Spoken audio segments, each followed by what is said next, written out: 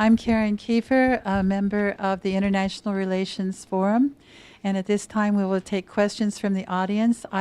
Since we are broadcasting this for NPR participation around the United States, I'd like you to raise your hand and I will bring you the microphone. So anybody with questions or comments? Thank you. I was interested in your perspective on cultural relativism. A lot of the examples don't contain like a real moral problem, and so it's easy to see how one culture can just do things differently. But what happens when you see something in a culture that violates your sense of right and wrong? Can you give me an example? Sure. A lot of people feel that the treatment of women in extreme cultures is wrong. Right. And I'm not saying that you should give up your values and your beliefs. What I'm saying is you should understand the behavior and what's behind it. So, for example, many of us may feel offended by the veil because we think, oh, some of these women have to cover themselves and they're not free. Some women who veil do it because they may be having a bad hair day.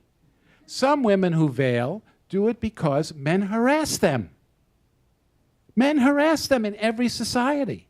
So you can begin to understand, you might give the example of, for example, in some societies like Saudi Arabia, for a long time, it's beginning to change now, women couldn't drive. I don't agree with that. I certainly don't agree with that. But would I go to Saudi Arabia and say, you have to change that? The Saudis have to change that. But you need to understand what is it that drives them to come to that conclusion. In a globalized world, this is a possible plus in a globalized world, that people in Saudi Arabia realizing that women in most countries do drive cars.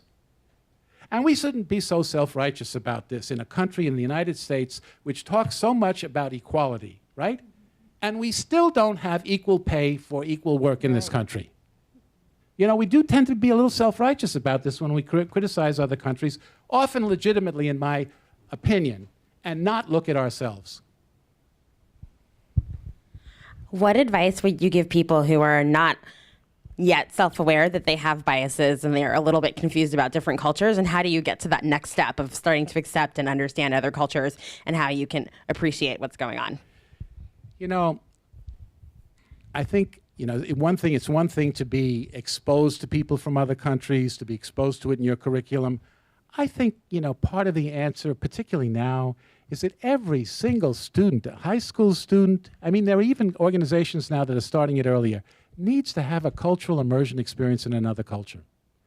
You don't learn these things, intellectually and then transfer them. You learn them, in my opinion, and learn to empathize and realize, gee, maybe I didn't understand that. Maybe they didn't mean to offend me. When you live in another country for an extended period of time, are immersed in the culture. I have big problems with study abroad programs in this country where Americans are living in other countries in isolated dorms just for Americans and getting classes only with American students. This is crazy. Or even American tourists who are going on cruise boats and then just kind of go off to the tourist spots.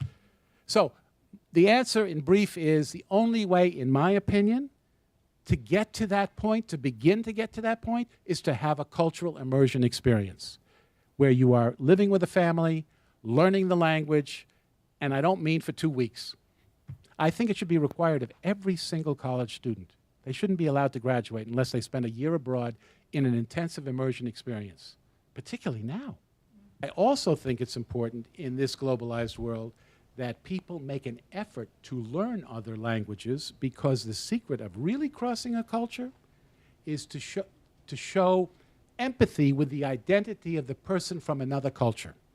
And when you speak their language, you are showing, I am interested in you. You don't have, it's not just my language. And I think beginning now, for a long time, the Foreign Service in the United States was embarrassed by the lack of Foreign Service language training and the number of ambassadors and Foreign Service people who don't speak other languages. It's getting better, but it's still not good.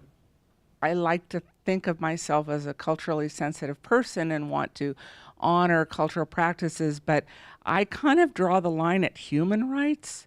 You know, like if they want to do the veil, that's fine. But if there's genital mutilation, for me personally, whether or not that's historical, I have a real problem with that. So for me, that's what I do. It's a human rights line that I draw. Right. And again, that may also be, I don't know, is that culturally based or not? I don't know. Which is what? Human rights line. You know, because what do I see as human right? I mean, I think it's universal, but maybe I'm wrong. So What I would what does recommend anybody is, else what I would recommend is, you know, and there is a reason why the United Nations put out a document on universal human rights, right? There's a reason for that. On the other hand, you know, when you get countries accusing each other of violating human rights, for example, the United States frequently makes references to China about abuses of human rights. Well, you should read what they write about us. You know, it's not yes or no, black or white.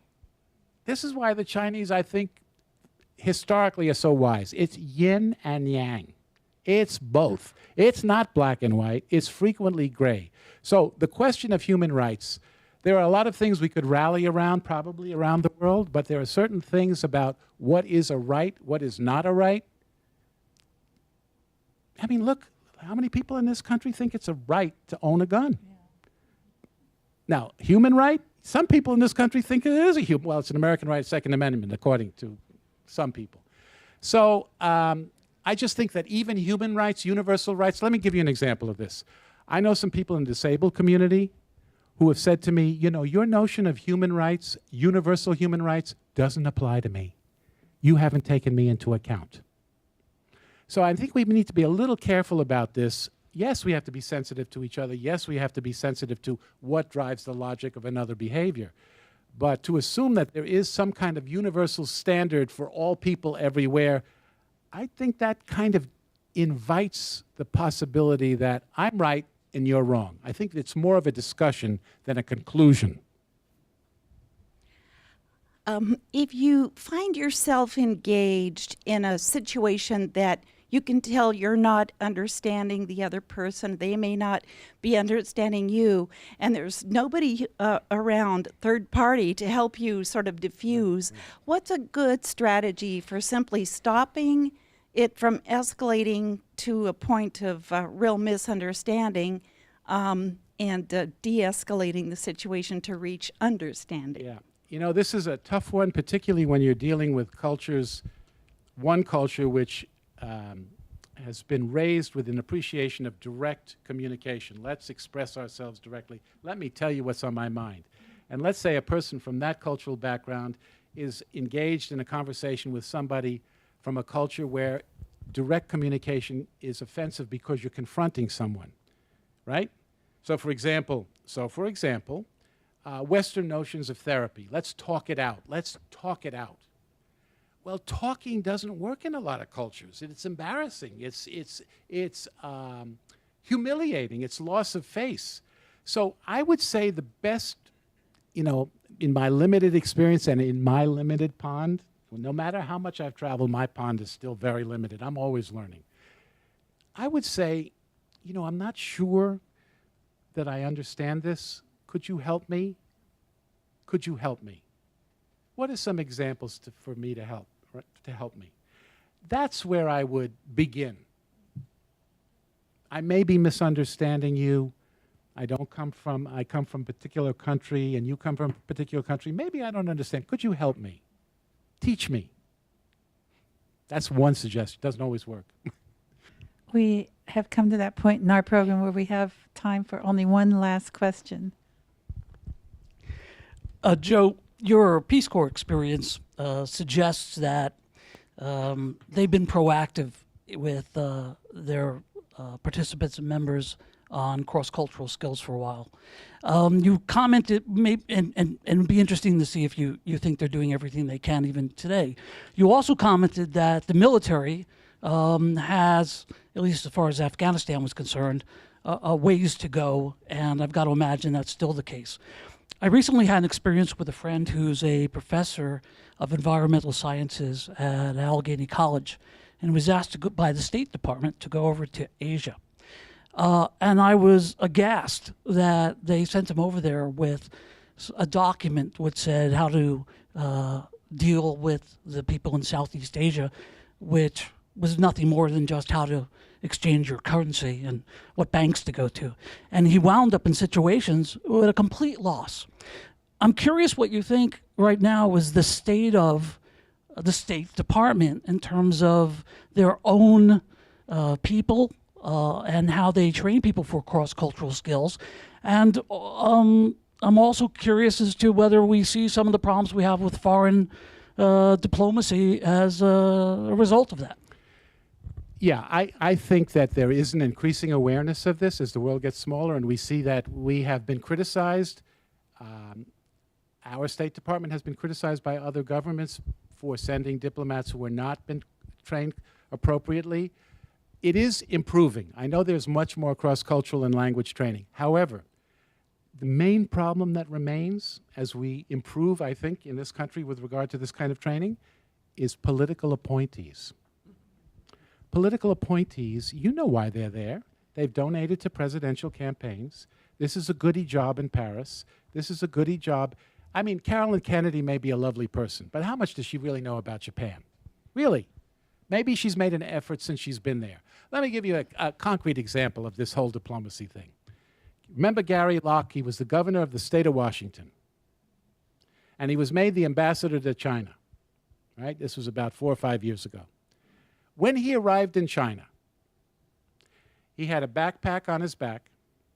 His kids had backpacks. He had no tie. He was not wearing a jacket. His wife was carrying luggage. This was an image of, you know, we do it on our own. We do it on our own. He was basically projecting an American image, right? And even a picture of him was broadcast all over China. He was buying a coffee for himself at a local Starbucks in Beijing. Okay. I mean, I find that very charming. And many of the Chinese in the population found that very charming. But the elite found it very insulting. How is it that the representative of the United States is coming to China and is coming in such a casual way? For the Chinese government, many in the Chinese government felt this was an affront. An affront! Now, had Gary Locke gotten a little, training before he went, he would have realized, hey, listen, at home when you're in China, you can be casual, you can share your stories with Chinese people that you meet all over the place, but when you're with government officials, show a little respect. The same thing with Bill Gates. You know how many times Bill Gates has gone to other countries and basically put his hand in his left pocket and shook hands with the president of a country. This certainly happened in Korea. It happened in France. I think a couple of other countries. Puts his hand in his left pocket, and, no tie, and just kind of shakes hands with the leader. This picture in Korea was broadcast all over Korea. It was an insult to the nation that he would address the president of Korea, and the nation felt it as a collective insult. Somebody should have told this brilliant technology guy, hey, take your hand out of your pocket, show a little more respect. You might want to wear a tie. You're meeting the highest official in the Korean government. So this kind of stuff continues to go on. It's getting better, but it'll take a while.